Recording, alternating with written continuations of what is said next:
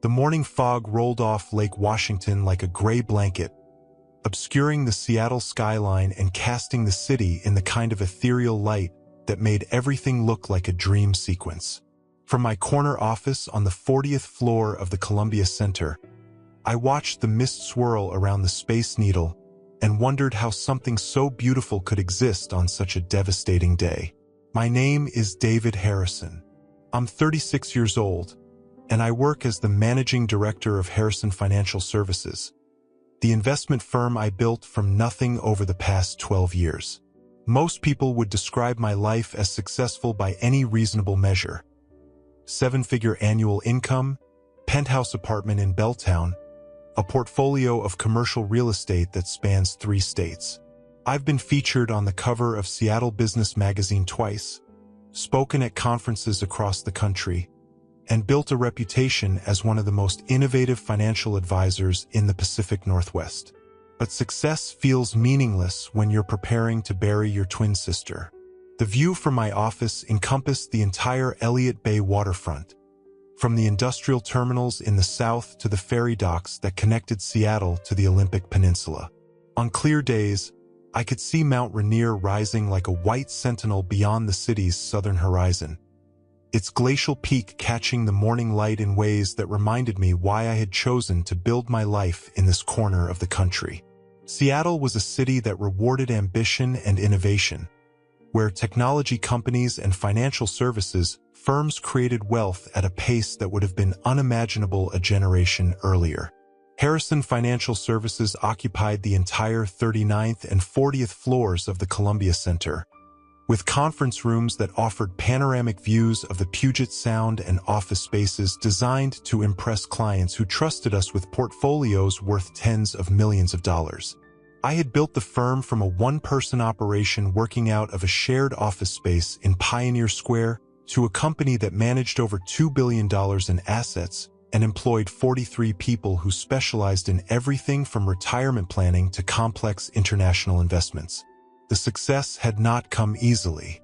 I had worked 16-hour days for the first 5 years, building relationships with high-net-worth clients who demanded results and had no patience for excuses or mediocrity. I had studied every aspect of financial markets, from domestic equity strategies to emerging market bonds to alternative investments that most advisors did not understand well enough to recommend.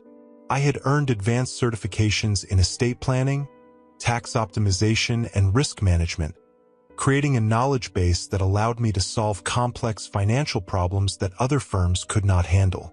But the real secret to my success had been Emma. Throughout the early years of building Harrison Financial Services, my twin sister had been my closest advisor, my most trusted confidant, and the person who understood better than anyone else the psychological pressures that came with managing other people's life savings. She had helped me develop the communication skills that made clients trust me with their financial security, and she had provided the emotional support that kept me focused during the inevitable setbacks and disappointments that characterized any entrepreneurial venture. Emma Harrison had been my other half for 36 years, the one person who understood me completely and loved me unconditionally. We had shared everything: childhood memories, family jokes, the kind of telepathic connection that only twins understand. Even as adults, living separate lives in different cities, we talked every day and visited each other monthly. She was the marketing director for a tech startup in Portland, brilliant and ambitious and beautiful in the effortless way that had always made people gravitate toward her. The bond between us had been established before birth and had only strengthened over the decades. As children, we had developed our own language, a combination of words and gestures that allowed us to communicate complex ideas without our parents understanding what we were discussing. We had shared the same bedroom until we turned 10, whispering conversations late into the night about our dreams and fears and plans for the future. During high school, we had been inseparable despite pursuing different interests and maintaining separate social circles. Emma had been the outgoing one, involved in theater and student government, while I had focused on academic achievements and preparing for college. But we had supported each other's ambitions without rivalry or competition, understanding that our individual successes enhanced rather than diminished our shared identity as the Harrison twins.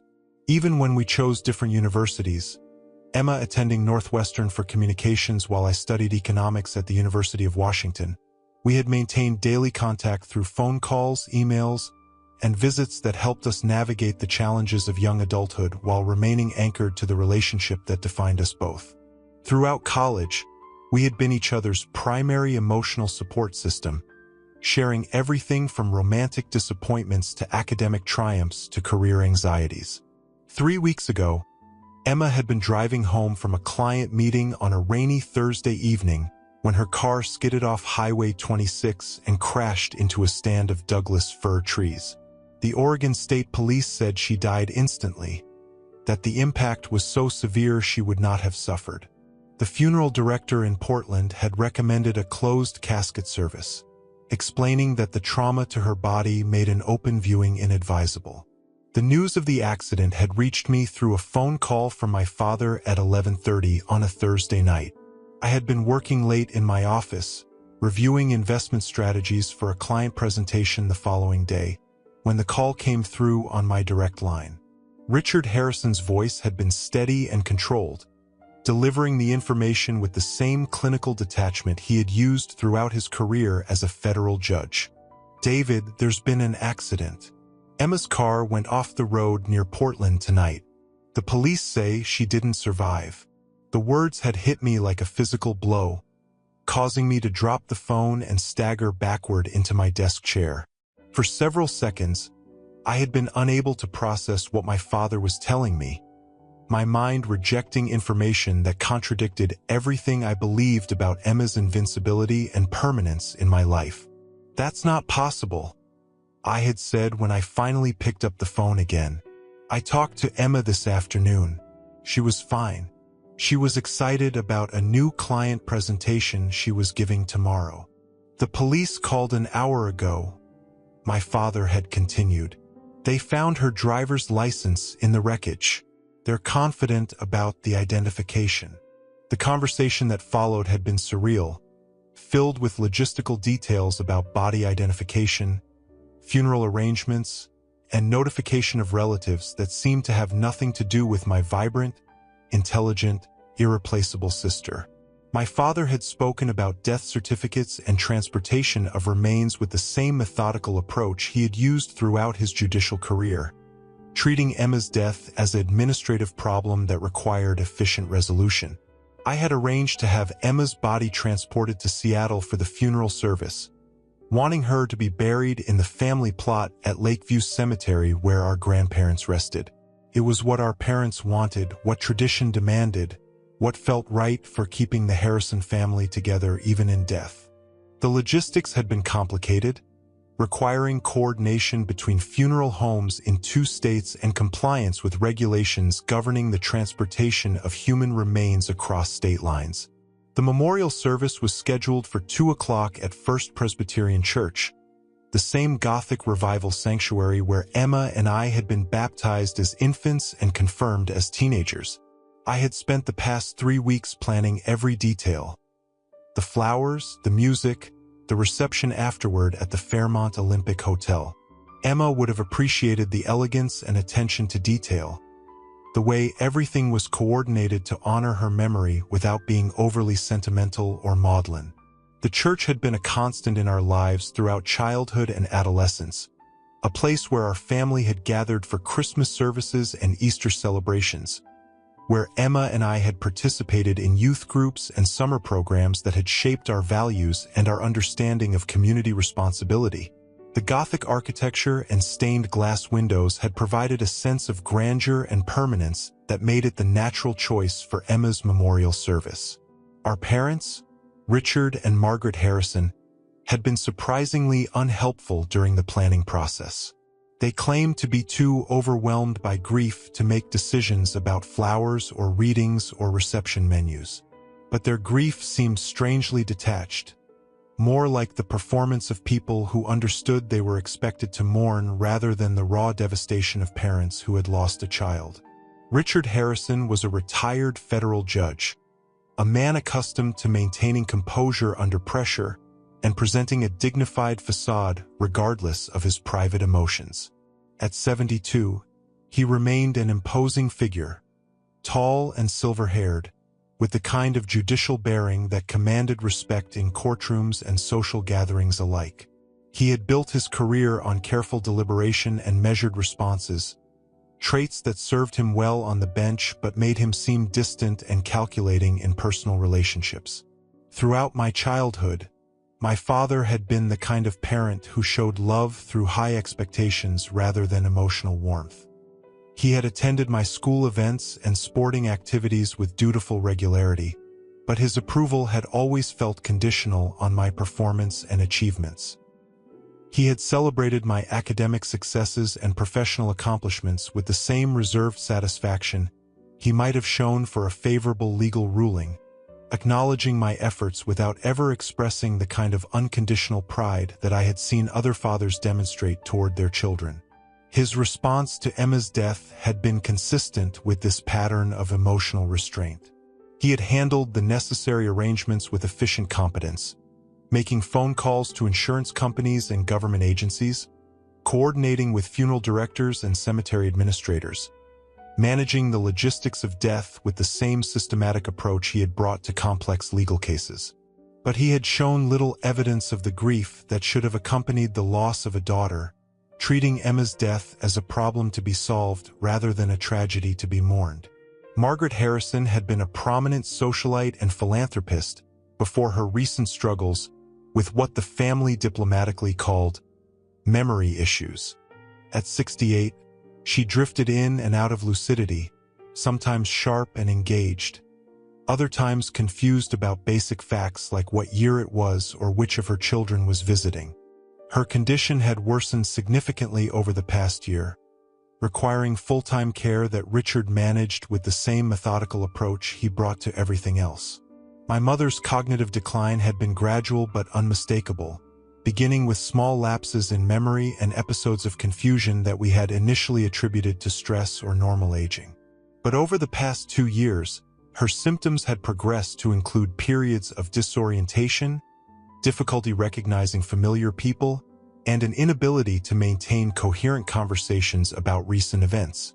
The neurologist had diagnosed early-stage dementia, prescribing medications that might slow the progression but could not reverse the damage that was gradually erasing her personality and her connection to the world around her. The cruel irony was that Margaret's memory problems seemed to be selective, affecting her recollection of recent events while leaving her memories of distant past remarkably intact. She could recall detailed stories from Emma's and my childhood with perfect clarity, but she could not remember conversations that had taken place the previous day or recognize people she had met recently. The inconsistency of her symptoms had created confusion about her actual cognitive capacity and had made it difficult to determine how much responsibility she could be expected to handle. The strange thing about Emma's death was how little our parents seemed to know about the details. When I asked about her work in Portland, they provided vague answers about some technology company. When I inquired about her recent relationships or living situation, they claimed ignorance of her personal life. For parents who had supposedly remained close to their daughter, they possessed remarkably little information about how she had been spending her time in the months before her death. We didn't talk to Emma very often. My mother had explained when I pressed for details about my sister's life in Portland. She was so busy with her career, and you know how independent she's always been. She called on holidays and birthdays, but she didn't share much about her day-to-day activities. The explanation had seemed reasonable at the time, consistent with the natural evolution of adult children who build independent lives separate from their parents' oversight. Emma had always been fiercely independent, resistant to authority and determined to prove herself without relying on family connections or support. It would not have been out of character for her to maintain distance from our parents while she established herself professionally in a new city. But looking back with the perspective that comes from loss, I realized that the lack of connection between Emma and our parents had been more complete than normal family dynamics would suggest. They had not known the name of her company, the nature of her work, or the identity of her friends and colleagues. They had not visited her apartment or met her romantic partners or participated in any aspect of her life in Portland. For parents who claimed to love their daughter, they had maintained remarkably little involvement in her adult life. But grief affected people differently, and I assumed their detachment was a defense mechanism against pain too overwhelming to process directly. Richard had always been emotionally reserved, and Margaret's cognitive decline made it difficult to gauge her true feelings about anything. I focused on honoring Emma's memory rather than analyzing our parents' response to her loss.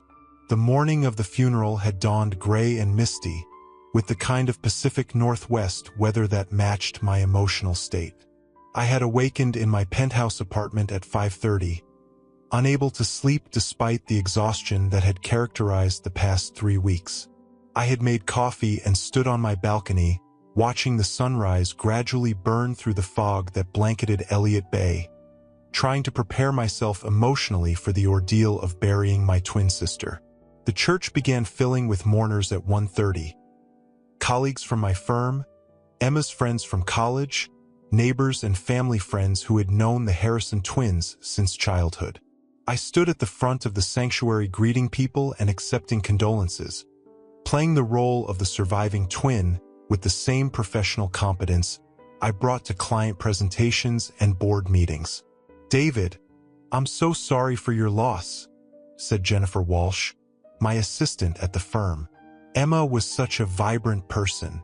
I remember when she visited the office last Christmas, how she made everyone laugh during the holiday party.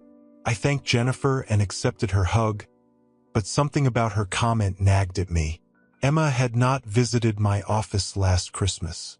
In fact, she had missed our family Christmas celebration entirely, claiming she was sick with the flu and could not travel. I had been disappointed but understanding, sending her gifts by overnight delivery and promising to visit Portland as soon as the holidays were over. But like so many promises in the past year, that visit had never happened. Work had been consuming, with several major acquisitions requiring my attention through the winter and spring. By the time my schedule cleared enough for a personal trip, Emma's communication had become sporadic and brief. Our daily phone calls had dwindled to weekly check-ins, then bi-weekly conversations that felt increasingly strained and superficial.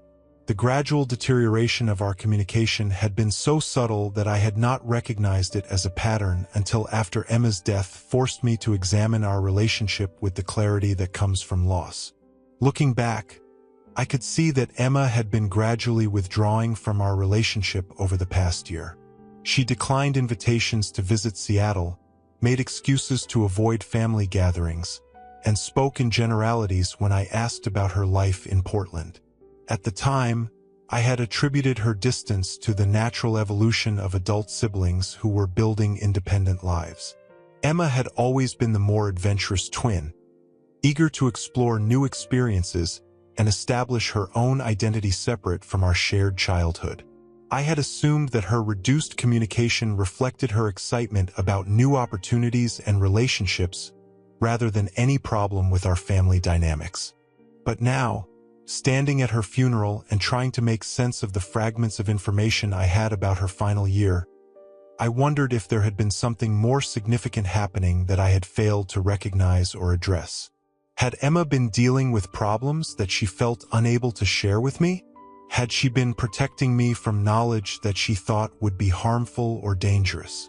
Had our parents' lack of involvement in her life been a symptom of larger family dysfunction that I had been too blind or too busy to notice? The service began promptly at 2 o'clock with a processional hymn that Emma had loved since childhood. "Be Thou My Vision," played on the massive pipe organ that filled the sanctuary with sound both beautiful and mournful. The closed casket sat at the front of the church, covered with white lilies and roses that perfumed the air with the heavy sweetness of funeral flowers. The choice of music had been mine, selected from memories of childhood Sunday services when Emma and I had sat in the same pew with our parents, sharing hymnals and whispering comments about the sermon when we thought no one was listening. Emma had always been drawn to the more traditional hymns, the ones with complex harmonies and theological themes that reflected centuries of Christian worship. She had particularly loved Be Thou My Vision for its combination of Celtic melody and mystical lyrics, often humming the tune while she worked on school projects or household chores. Reverend Patterson, who had known our family for over 30 years, delivered a eulogy that captured Emma's intelligence, humor, and zest for life. He spoke about her academic achievements, her professional success, and her devotion to family with the kind of warm specificity that made mourners nod in recognition and smile through their tears. Emma Harrison was one of those rare individuals who made everyone around her feel more interesting, more capable, more alive, Reverend Patterson said, his voice carrying clearly through the packed sanctuary. She possessed the gift of seeing the best in people and reflecting that goodness back to them. Those of us who knew Emma well understand that the world is diminished by her absence, but enriched by the memory of her extraordinary spirit. The words captured something essential about Emma's character that I had always recognized but had never been able to articulate clearly. She had possessed an unusual ability to make other people feel valued and appreciated, to see potential and possibility in situations where others saw only problems and limitations. Throughout our childhood and adolescence, Emma had been the twin who encouraged shy classmates to participate in group activities, who defended unpopular kids from bullying, who found ways to include everyone in games and social gatherings. This gift had served her well in her professional life, where her ability to understand and motivate people had made her an exceptionally effective marketing director. She had specialized in campaigns that emphasized human connection and authentic storytelling, helping technology companies communicate their value in ways that resonated with ordinary consumers rather than just technical specialists. Her work had been featured in industry publications and had earned recognition from professional organizations that celebrated innovation in marketing communications. I found myself crying during the eulogy, not just from grief but from gratitude for the way Reverend Patterson had captured the essence of who Emma had been. She did make people feel more alive when they were around her. She did see the best in everyone, including me. Even during our childhood, when sibling rivalry might have been expected, Emma had been my greatest supporter and most loyal friend. As twins, we had shared everything. The same birthday, the same bedroom until we turned 10, the same friends and interests and experiences. People often commented on how different we were despite our identical DNA and shared upbringing. Emma was outgoing where I was reserved, creative where I was analytical, spontaneous where I was methodical.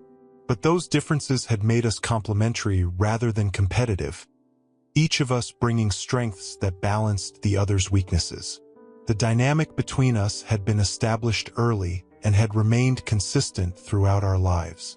Emma had been the dreamer who generated ideas and possibilities, while I had been the planner who figured out how to make her visions practical and achievable.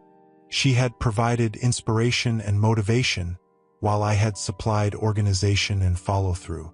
Together, we had been able to accomplish things that neither of us could have achieved independently. This complementary relationship had been particularly valuable during the early years of building Harrison Financial Services, when Emma's insights about human psychology had helped me understand how to communicate complex financial concepts in ways that clients could understand and trust. She had taught me to listen for the emotional subtext in clients' questions and concerns, to recognize when someone was asking about investment strategies but was really worried about their ability to provide for their family's security. The congregation sang Emma's favorite hymn, Amazing Grace, and I was transported back to Sunday mornings in this same church when we were children. Emma had always sung louder than everyone else, unself-conscious and joyful in her worship. She would nudge me when I forgot the words, sharing her hymnal and smiling encouragement when I hit the wrong notes. Even as teenagers, when church attendance became more obligation than inspiration, Emma had maintained her enthusiasm for the music and ritual that connected us to something larger than ourselves.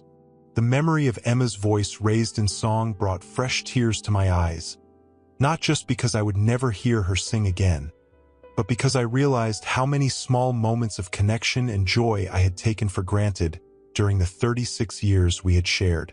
The casual conversations, the shared jokes, the comfortable silences that came from being with someone who understood you completely. All of these had been lost when Emma died, leaving me with memories that felt both precious and insufficient. After the service, the pallbearers carried Emma's casket to the hearse that would transport her to Lakeview Cemetery for the graveside committal. I rode in the lead car with our parents, the three of us sitting in silence as the funeral procession wound through Seattle's Capitol Hill neighborhood toward the cemetery gates. The drive through Capitol Hill took us past landmarks from Emma's and my childhood. The elementary school where we had attended kindergarten through 5th grade, the park where we had played on summer afternoons, the ice cream shop where our parents had taken us to celebrate good report cards and minor achievements. Each familiar sight triggered memories of Emma that felt both comforting and painful, reminders of shared experiences that would never be repeated. Lakeview Cemetery stretched across the hillside overlooking the city, its mature trees and elaborate monuments creating a park-like setting that was both peaceful and grand. The cemetery had been established in the late 19th century, during Seattle's early period of rapid growth, and it reflected the ambitions and wealth of the families who had shaped the city's development. The Harrison family plot was located in the older section, surrounded by ornate Victorian headstones and mausoleums that reflected the wealth and status of Seattle's founding families. Our family plot contained the graves of my great-grandparents, who had arrived in Seattle during the Klondike Gold Rush and had built a modest fortune through real estate investments and shipping businesses. My grandparents were buried there as well, their matching headstones marking lives that had spanned the transition from Seattle's frontier origins to its emergence as a major Pacific Northwest metropolis. Now Emma would join them, becoming part of the family history that stretched back over a century. Emma's grave had been prepared next to our grandparents', the fresh earth covered with artificial grass that would remain until real sod could be planted. A canopy tent provided shade for the immediate family, while other mourners gathered around the perimeter of the grave site to witness the final committal. The afternoon sun filtered through the trees, creating patterns of light and shadow that shifted with the breeze and gave the cemetery an almost ethereal atmosphere. Reverend Patterson read from the Book of Common Prayer, the familiar words of the burial service providing comfort through their ancient cadence and timeless promises. In the midst of life we are in death. From whom can we seek help? From you alone, O Lord, who by our sins are justly angered. Holy God, holy and mighty, holy and merciful Savior, deliver us not into the bitterness of eternal death. The traditional liturgy had been a constant throughout my life, words that I had heard at the funerals of grandparents and family friends, at memorial services for members of our church community who had died from illness or accident or old age. The formal language provided a sense of continuity and permanence that transcended individual loss, connecting Emma's death to the larger human experience of mortality and grief that stretched back through generations. As the casket was lowered into the ground, mourners began throwing handfuls of earth onto the wooden surface. The sound of dirt hitting wood was final and devastating, the physical reality of burial making Emma's death undeniable in a way that abstract grief could not.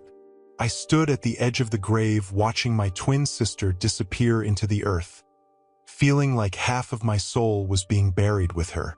The ritual of throwing earth onto the casket was both ancient and deeply personal, a symbolic gesture that marked the transition from life to death and from presence to memory.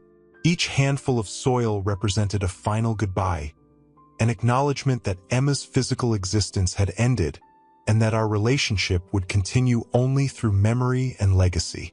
That was when my phone buzzed with a text message. The timing was inappropriate and jarring. I had silenced my phone before the service, but had forgotten to turn off text notifications completely. The buzz was subtle but noticeable, and I felt embarrassed about the interruption during such a solemn moment. Several mourners glanced in my direction with expressions of mild disapproval, understanding that technology had no place during the sacred ritual of burial. I ignored the phone and focused on the committal service, which was nearly finished. Reverend Patterson spoke the final blessing. "Rest eternal grant to Emma, O Lord, and let light perpetual shine upon her. May her soul, and the souls of all the departed, through the mercy of God, rest in peace. Amen." The congregation responded with Amen, and people began moving away from the grave site toward their cars. The formal part of Emma's funeral was over. She was officially buried, officially at rest, officially gone from my life forever. The finality of the moment hit me with renewed force, the understanding that I would never again hear Emma's voice or see her smile or share the kind of intimate conversation that only twins can have. As mourners made their way toward the cemetery gates, expressing final condolences and promising to attend the reception at the Fairmont, I checked my phone to see who had sent the inappropriate text message. The number was unfamiliar, showing only as a sequence of digits without an associated name or contact information. The message was brief and shocking. "I'm alive. That's not me in the casket." I stared at the screen, certain I was misreading the words, or that someone was playing a cruel and tasteless joke. But the message was clear and unambiguous. Someone claiming to be alive was telling me that the body we had just buried was not theirs. The words seemed to float on the screen, disconnected from reality, impossible to reconcile with what I had just witnessed. My hands shaking, I typed a response. "Who is this?" The reply came immediately. "Can't say. They're watching. Don't trust our parents." Our parents. The word "our" suggested that whoever was texting me claimed to be a family member.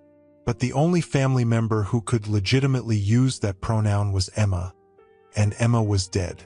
I had seen the death certificate, spoken to the Oregon State Police, arranged for the transportation of her body from Portland to Seattle. The idea that Emma could somehow be communicating with me from beyond the grave was impossible to accept, even as my phone continued to buzz with messages that seemed to come from her. I looked around the cemetery, searching for someone who might be watching me or monitoring my phone. Most of the mourners had left, and the cemetery workers were beginning to fill in Emma's grave with the mechanical efficiency of people who performed this task multiple times every day. Our parents were walking slowly toward the parking area, Margaret leaning heavily on Richard's arm as they navigated the uneven ground. I typed another message.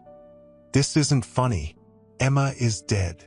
The response came back within seconds. "David, it's me. I know this is impossible to believe, but I need you to listen. Meet me tonight at Pike Place Market, the Starbucks on the second level at 9 o'clock. Come alone. Don't tell anyone about these messages." The text included details that only Emma would know. My middle name, the nickname she had called me since childhood, the inside joke about Pike Place Market being our secret meeting spot whenever one of us needed to talk without our parents knowing.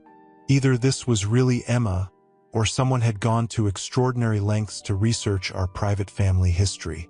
Pike Place Market had been our favorite place to meet throughout high school and college, a location that was public enough to be safe, but crowded enough to provide privacy for confidential conversations. We had spent countless Saturday mornings there during our teenage years, drinking coffee and walking through the vendor stalls while discussing everything from family problems to romantic relationships to career plans. The market had represented freedom and independence to us, a place where we could be ourselves without parental supervision or social expectations. But Emma was dead. I had seen her mangled car on the news. I had spoken to the Portland police detective who investigated the accident. I had signed papers authorizing the transportation of her body and the preparation for burial. Whatever was happening, it could not be Emma communicating with me from beyond the grave. Unless it was not beyond the grave at all. The thought hit me like a physical blow. What if Emma was not dead? What if the car accident had been staged? What if the body in the casket was not hers? What if our parents had been lying to me for the past 3 weeks about everything? The idea seemed insane, but it would explain so much. Richard and Margaret's strange detachment during the funeral planning, their lack of knowledge about Emma's recent life, their insistence on a closed casket service. It would explain why Emma had been withdrawing from me over the past year, why her communication had become sporadic and superficial. If Emma had been planning to fake her death, she would have needed to distance herself from me emotionally to make the deception more believable. But why would our parents fake Emma's death? What possible motive could they have for such an elaborate and cruel deception? The questions multiplied faster than I could process them, each possibility more disturbing than the last. If my parents were capable of staging Emma's death, what other lies had they told me? What other aspects of my life were built on deception and manipulation? I looked across the cemetery at Richard and Margaret Harrison, who were now standing beside their black Mercedes sedan in the parking area. They appeared to be waiting for me, probably expecting to ride together to the reception at the Fairmont. From a distance, they looked like grieving parents who had just buried their daughter. But if the text messages were real, they were actually criminals who had staged an elaborate hoax for reasons I could not yet understand. The possibility that my entire understanding of my family was based on lies was too overwhelming to process in a public cemetery surrounded by other mourners. I needed time and space to think through the implications of what was happening, to determine whether the text messages were genuine or part of some elaborate cruel joke. I walked toward them slowly, my mind racing through possibilities and implications. If Emma was alive, if our parents had lied about her death, then everything I believed about my family was false. The people who had raised me, who had shaped my values and worldview, who had taught me to trust authority and respect tradition, were capable of deception on a scale that was almost incomprehensible. "David, are you ready to go to the reception?" Richard asked as I approached their car. His voice was steady and composed, the same tone he had used throughout the funeral planning process. But now I found myself analyzing his words for hidden meanings, searching for signs of deception that I might have missed before. "Actually, I think I'm going to skip the reception," I said, studying his face for any reaction. "I'm not feeling well, and I think I need some time alone to process everything." Margaret looked at me with the kind of confused expression that had become common since her cognitive decline began. "Process what, dear? Are you feeling sick? Should we take you to see a doctor?" Her concern seemed genuine, but I wondered if her dementia was as advanced as she claimed, or if her confusion was partly performance designed to avoid difficult questions about family finances and relationships. The selective nature of her memory problems had always seemed suspicious, affecting her recollection of recent events while leaving her memories of distant past remarkably intact. "I'm fine, Mom, just emotionally exhausted. I think I'll go home and try to get some rest." Richard frowned slightly, the first crack in his judicial composure I had seen all day. "People will expect to see you at the reception, David. It would be inappropriate for the surviving twin to skip the memorial gathering." The phrase "surviving twin" felt loaded with new meaning, given the text messages I had just received. If Emma was alive, then I was not actually the surviving twin. I was the deceived twin, the one who had been manipulated into believing his sister was dead while she was actually in hiding for reasons I could not yet understand. "I'll make my apologies later," I said. "Right now, I just need to be alone." I walked away before they could protest further, leaving them standing beside their Mercedes with expressions of confusion and concern. As I drove out of the cemetery, I could see them in my rearview mirror, still standing in the same spot, apparently discussing my unexpected departure.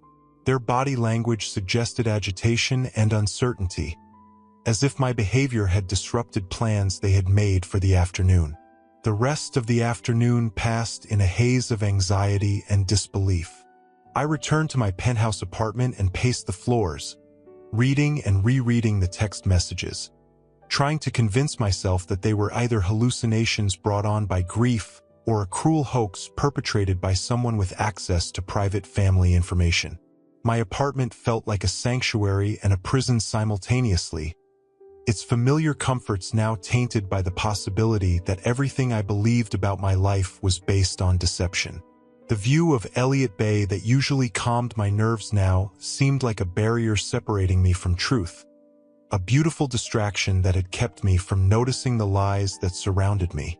The investment portfolios and financial statements that covered my desk represented success that might have been built on money that was not rightfully mine, achievements that might have been funded by theft and fraud. But the more I thought about the details of Emma's death, the more questions arose. Why had our parents been so insistent on a closed casket? Why had they claimed ignorance about Emma's life in Portland? Why had they been so passive during the funeral planning, allowing me to make all the decisions while they remained strangely detached? The closed casket had been explained as necessary due to the severity of Emma's injuries. But what if the real reason was that the body in the casket was not Emma's? The insistence on cremation immediately after the service would ensure that no one could ever examine the remains to verify the identity of the person we had buried. The entire funeral could have been an elaborate performance designed to convince me and the rest of the community that Emma was dead when she was actually alive and in hiding. And why had Emma been withdrawing from me over the past year, canceling visits and avoiding family gatherings and speaking in vague generalities about her work and relationships? If she had been planning to fake her death, she would have needed to distance herself from me emotionally to make the deception more believable. The gradual reduction in our communication could have been part of a carefully orchestrated plan to prepare me for her supposed death. At 8:30, I could not stand the uncertainty any longer. I drove downtown to Pike Place Market, the iconic Seattle landmark that had been Emma's favorite place since childhood. We had spent countless Saturday mornings there as teenagers, drinking coffee and watching the fishmongers throw salmon while we talked about everything and nothing. The market was quiet on a Sunday evening. Most of the vendors closed and the tourist crowds dispersed until Monday morning. But the Starbucks on the second level remained open, serving coffee to a sparse collection of customers who looked like locals rather than visitors. The familiar sights and sounds of the market brought back memories of Emma that felt both comforting and painful, reminders of conversations and shared experiences that I had thought were lost forever. I ordered a black coffee and found a table in the corner where I could watch the entrance without being easily observed. The coffee was too hot and too bitter, but I sipped it anyway, needing something to do with my hands while I waited to discover whether the text messages had been genuine or part of some elaborate cruel joke. At exactly 9 o'clock, a young woman with short brown hair and glasses entered the coffee shop, looked around briefly, and walked directly to my table. For a moment, I thought I was seeing a stranger who had mistaken me for someone else. But as she got closer, I recognized something familiar in her movement and posture, something that made my heart race with impossible hope. It was Emma, not someone who looked like Emma, not a woman with similar features and the same general build. It was my twin sister, unmistakably and undeniably alive, sitting across from me in a Seattle Starbucks 3 hours after I had attended her funeral. "Hello, David," she said quietly, her voice the same warm contralto I had been hearing since we shared the womb. I stared at her, speechless. She looked different than I remembered. Thinner, older somehow, with worry lines around her eyes that had not been there a year ago. Her hair was shorter and darker, as if she had been trying to change her appearance. But her eyes were the same green as mine, and her smile was the familiar expression that had comforted me through childhood nightmares and adolescent heartbreaks. The reality of seeing Emma alive was more overwhelming than any emotion I had experienced since receiving news of her death. Relief, anger, confusion, and joy crashed over me in waves that left me unable to speak or think clearly. The sister I had been mourning for 3 weeks was sitting across from me, real and present and alive, but her presence raised more questions than it answered. "This is impossible," I said finally. "You're dead. I just buried you." "You buried someone," Emma said. "But it wasn't me." "Then who was it? Whose body did we put in that casket?" Emma glanced around the coffee shop nervously before answering. "I don't know. Someone who died in a car accident, probably. Someone whose body could pass for mine if nobody looked too closely. This is insane. Our parents organized your funeral. They identified your body. They signed legal documents. Our parents orchestrated the whole thing," Emma said, her voice bitter with a kind of anger I had never heard from her before. "They needed me to disappear, David. They needed everyone to believe I was dead, so they could cover up what they've been doing for the past 20 years. What are you talking about? What have they been doing?" Emma reached into her purse and pulled out a manila envelope, thick with documents that looked official and important. She pushed it across the table toward me with the urgency of someone who needed to share information that could not wait for a more convenient time. "Read these tonight," she said, "but don't go home afterward. They'll be watching your apartment, and if they know we've met, both of our lives will be in danger." "Emma, you're scaring me. What is this about?" "It's about money, David. It's always been about money. Our trust funds, our grandparents' estate, the investments that were supposed to be ours when we turned 35. My 35th birthday had been 8 months ago. Emma's would have been the same day, obviously, since we were twins. I had not received any inheritance, had not been notified about trust funds or estate distributions. As far as I knew, our grandparents had left their money to charitable foundations rather than family members. The mention of trust funds and inheritances was completely new information to me, contradicting everything I had been told about our family's financial situation throughout my life. My parents had always claimed to live modestly on my father's judicial pension and my mother's social security benefits, describing themselves as middle-class retirees who had saved carefully but had no significant wealth to pass on to their children. "I don't understand," I said. "What trust funds? What inheritance?" "Exactly," Emma said grimly. "You don't understand because they've been lying to you your entire life, just like they lied to me until I accidentally discovered the truth."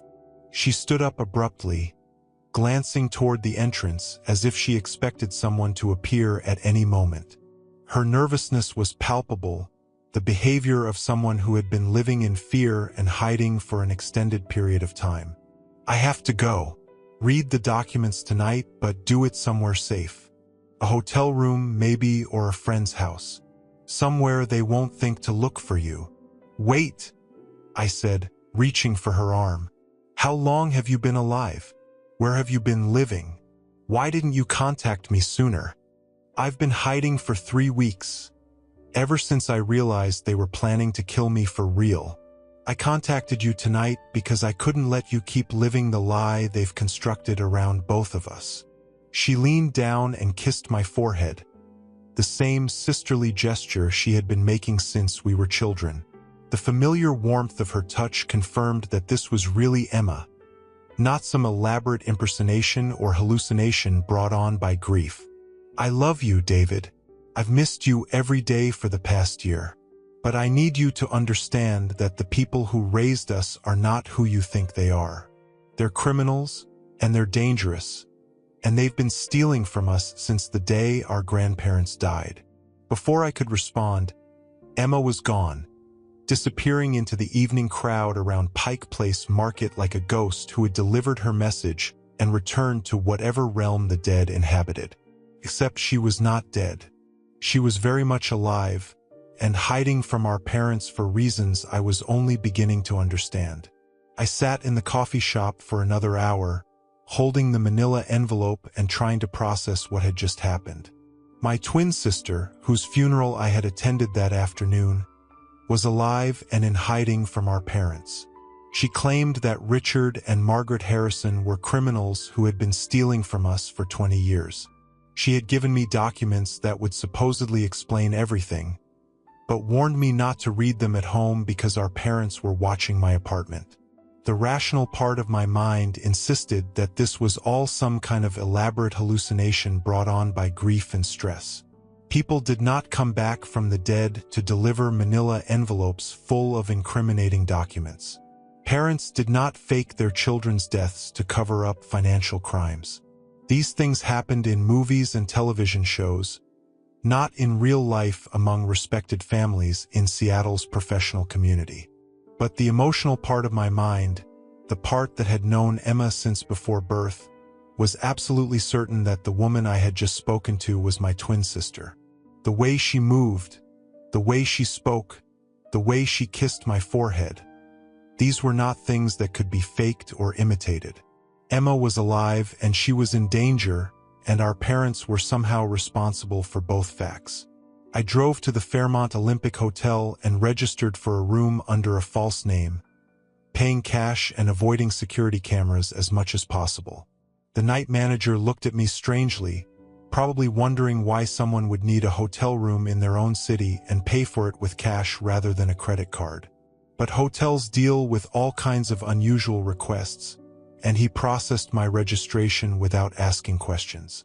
Room 1247 was elegant and anonymous, decorated in the kind of tasteful neutrals that could have belonged to any upscale hotel in any major city. I sat on the king-sized bed and opened Emma's envelope, spreading the documents across the burgundy comforter like pieces of a puzzle that might reveal the truth about my family. The first document was a copy of our grandmother's will, dated 15 years ago and bearing the official seal of the King County Superior Court. According to the will, Dorothy Harrison had left her entire estate, valued at approximately $12 million, to be held in trust for her twin grandchildren, David and Emma Harrison. The money was to be managed by professional trustees until we reached the age of 35, at which point we would receive complete control of our inheritance. I had turned 35 8 months ago. According to this document, I should have received $6 million on my birthday. Instead, I had received nothing, had not even been notified that such an inheritance existed.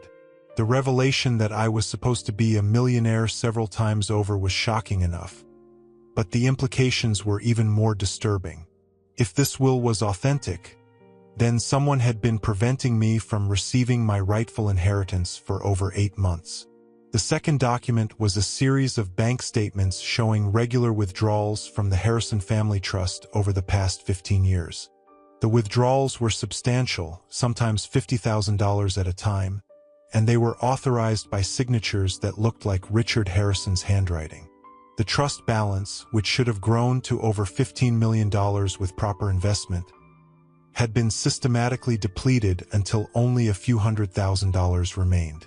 The pattern of withdrawals revealed systematic theft spanning 2 decades, with money being siphoned from the trust at regular intervals and used for purposes that were not documented in the bank records. The amounts were large enough to fund a lavish lifestyle, to pay for expensive homes and luxury travel and high-end consumer goods that would have been impossible on a federal judge's pension and Social Security benefits. The third document was the most damning. A copy of a legal petition filed by Richard Harrison requesting guardianship over his adult children due to their alleged mental incapacity. The petition claimed that both Emma and I suffered from severe developmental disabilities that prevented us from managing our own financial affairs. It included falsified medical records and psychological evaluations that painted us as functionally incompetent adults who required permanent supervision. Based on this petition, a judge had granted Richard Harrison legal guardianship over our trust fund, allowing him to continue managing our inheritance indefinitely rather than turning it over to us when we reached the age of majority. For the past 20 years, he had been systematically stealing our money while convincing us that no such inheritance existed. The falsified medical records were particularly disturbing containing detailed descriptions of cognitive impairments and behavioral problems that bore no relationship to my actual development or Emma's. According to these documents, we were both severely mentally disabled individuals who could not understand financial concepts, make rational decisions, or live independently without constant supervision. The psychological evaluations included test results and clinical observations that were complete fabrications, designed to support the fiction that we needed permanent guardianship. But Emma had somehow discovered the truth. The final document in the envelope was a letter in her handwriting, addressed to me and dated 3 weeks earlier, the same day she had supposedly died in the car accident. "Dearest David," the letter began, "if you are reading this, then my plan to fake my own death has worked, and you now know the truth about our parents and our stolen inheritance. I discovered these documents 6 months ago while helping Mom organize her medical records. I had been looking for her insurance information when I found copies of the trust fund statements hidden in her bedroom safe." The letter explained that Emma had spent months investigating the theft, working with lawyers and private investigators to document the full extent of Richard and Margaret's crimes. She had learned that our parents had been planning to transfer the remaining trust fund money to offshore accounts, effectively stealing the last remnants of our inheritance before we could discover what they had done. "They knew I was getting close to exposing them," the letter continued. "Richard started making subtle threats about what might happen to people who caused trouble for the family. Margaret, despite her supposed dementia, seemed remarkably lucid whenever the topic of money arose. I realized that her memory problems might be partially fabricated, a convenient excuse for avoiding questions about finances. Emma's letter revealed that she had been secretly recording conversations with our parents, documenting their admissions about the trust fund theft and their plans to make the evidence disappear permanently. She had also been working with federal investigators who were building a case against Richard Harrison for embezzlement and fraud. But I made a mistake," the letter continued. "I let them know I was suspicious. 3 weeks ago, Richard suggested that I take a vacation, maybe drive down the Oregon coast to clear my head. He even offered to pay for a luxury resort stay if I needed time to relax. I realized he was trying to get me away from Seattle, away from my lawyers and investigators. That was when Emma had decided to fake her own death. She had contacted people in Portland who specialized in creating false identities for victims of domestic violence.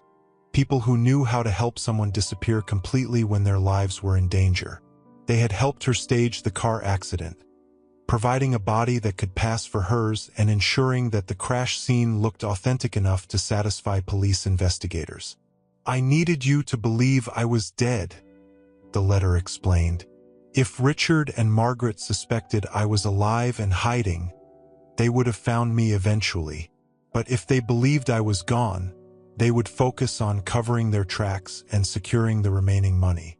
I planned to stay hidden until the federal investigation was complete, then reappear to testify against them.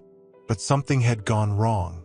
Emma's contacts in Portland had warned her that people were asking questions about her disappearance, suggesting that Richard Harrison had hired private investigators to verify her death. If they discovered that no body matching her description had actually died in the car accident, her hiding place would be compromised.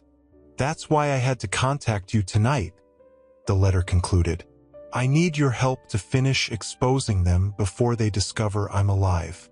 The federal investigators have enough evidence to prosecute them, but they need testimony from both of us to make the case stick.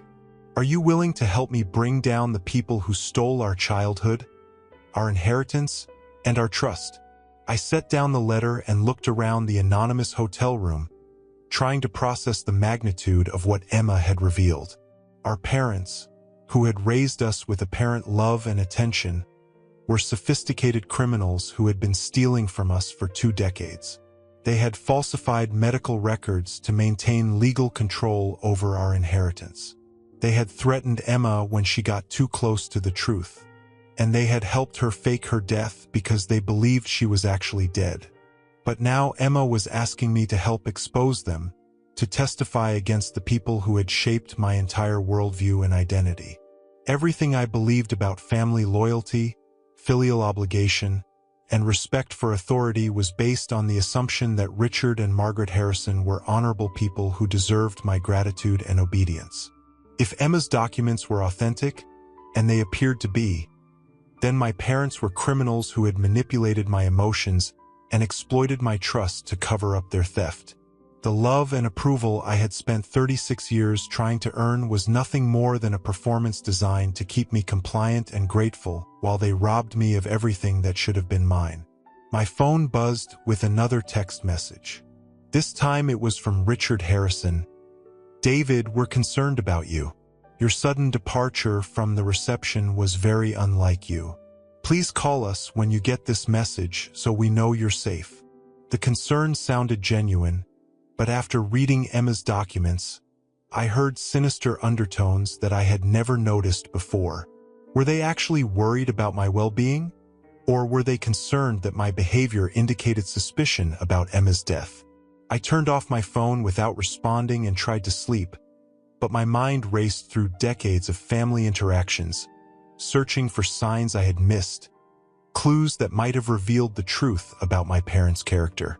Had there been moments when their love felt conditional?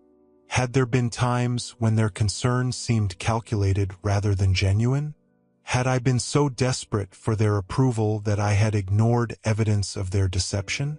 The next morning, I called my office and told my assistant that I would be taking emergency leave to deal with family matters.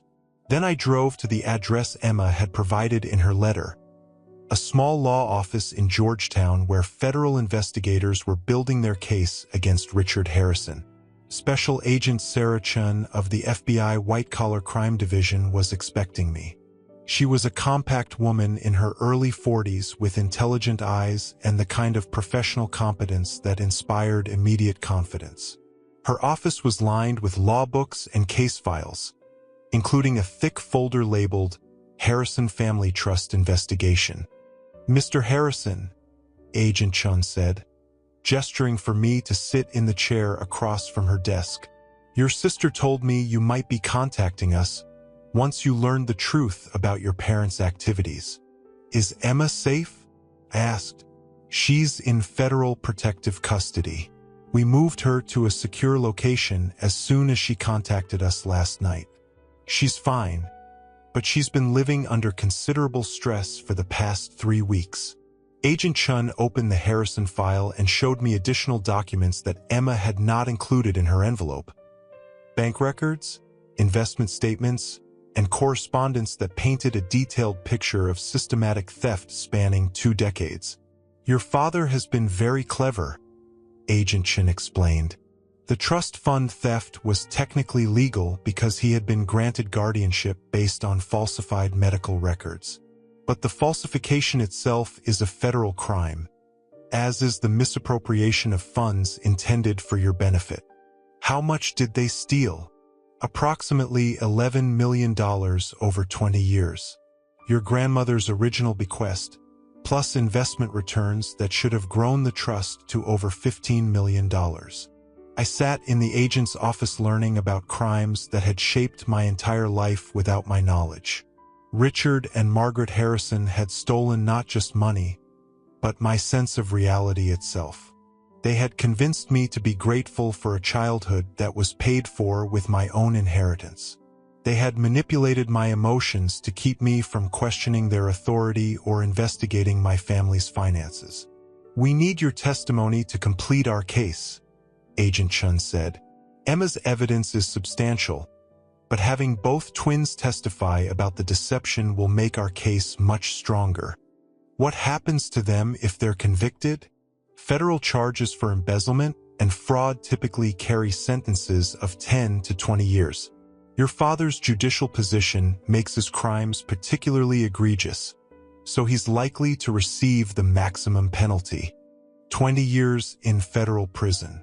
For people in their 70s, that was essentially a life sentence. I would be condemning the people who raised me to die behind bars, regardless of what they had done to me. But they had not just stolen money.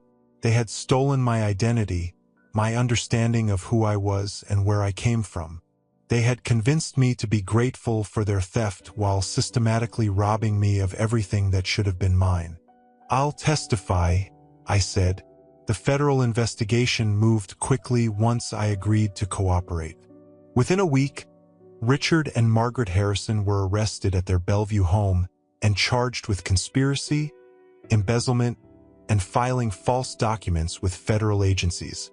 The local news covered the story with the kind of breathless excitement that accompanies the downfall of prominent community figures. Richard Harrison, the respected federal judge, led away in handcuffs. Margaret Harrison, the philanthropist and socialite, confused and frightened as FBI agents searched her home. The Harrison twins, thought to have been orphaned when Emma died, reunited when it was revealed that her death had been faked to escape their parents' criminal conspiracy. Emma and I met again at the federal courthouse during our parents' arraignment. She looked healthier than she had at Pike Place Market, less frightened and more like the confident woman I remembered from our childhood. We sat together in the gallery watching Richard and Margaret Harrison plead not guilty to charges that could send them to prison for the rest of their lives. "How do you feel?" Emma asked as our parents were led away in handcuffs. "Like an orphan," I said, "which I guess I've been all along." The trial lasted 3 months and resulted in convictions on all charges. Richard Harrison received 18 years in federal prison. Margaret Harrison, whose dementia was determined to be largely fabricated, received 12 years. They would both die behind bars, their reputations destroyed and their freedom permanently revoked. Emma and I recovered most of our stolen inheritance through asset forfeiture and restitution orders. The money felt strange in my hands, tainted by the knowledge of how it had been taken and the price we had paid to get it back. But it also represented justice, the restoration of what had always been ours by right.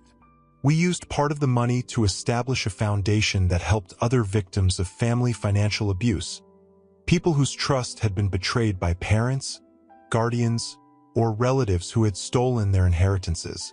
It turned out that such crimes were more common than either of us had realized, hidden behind closed doors and family loyalty that protected criminals from exposure. Emma moved back to Seattle and bought a house in the same neighborhood where we had grown up, close enough to my apartment that we could resume the daily contact we had maintained throughout our childhood. We were twins again, reunited after a year of forced separation and a lifetime of unknowing victimization. Standing in Emma's new living room 6 months after her funeral, watching her hang family photographs that showed us as children, I realized that we had finally found what we had been searching for our entire lives. A family that was real rather than performed, love that was genuine rather than calculated, belonging that was based on truth rather than deception. The Harrison family plot at Lakeview Cemetery contained one grave that was not what it appeared to be. We left it that way, a monument to the elaborate lie that had defined our childhood and the dramatic truth that had set us free. Some secrets were worth preserving, especially when they marked the end of deception and the beginning of authentic life. Emma was alive. Our parents were criminals. And for the first time in 36 years, we knew exactly who we were and where we belonged. Thank you for walking this journey with me. Before you go, I've left 2 more stories here on your screen. Both from men who discovered that family isn't always who you're born to. It's who stands by you when the truth comes out. Click on whichever one calls to you. And if you want to join our community of people who understand what it's like to be the outsider looking in, that notification bell is your invitation. Until tomorrow, remember your story matters, even if they tried to erase it.